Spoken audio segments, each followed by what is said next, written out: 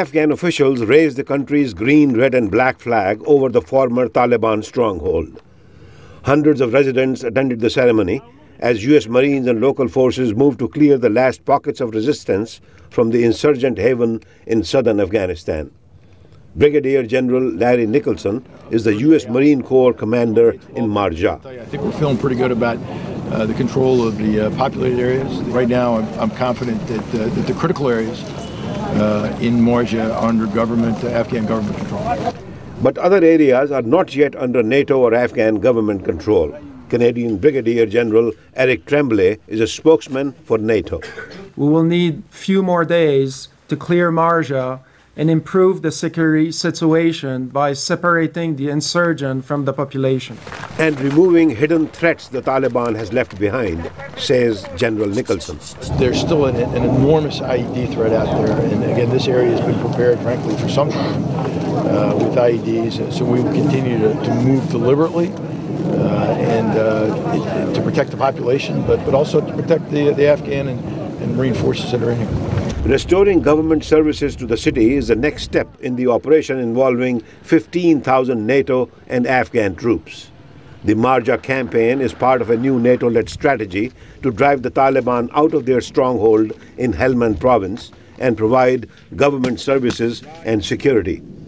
Bruce Rydell at the Brookings Institution says it is bound to take time.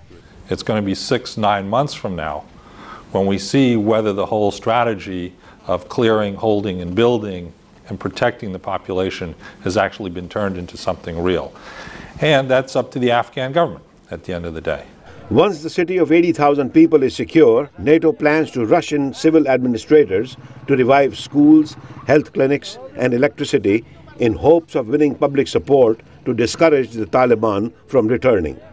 U.S. and NATO officials say Taliban fighters hide among the population, making it difficult to tell a non-combatant from an insurgent.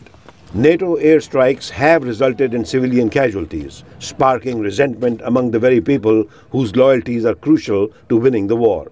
U.S. Defense Secretary Robert Gates.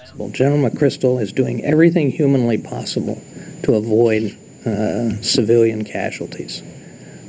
But it is also a fact that the Taliban mingle with civilians. Michael O'Hanlon, a security analyst at the Brookings Institution, says he is hopeful NATO will be able to minimize the civilian casualties, but he says civilian deaths often are a part of war.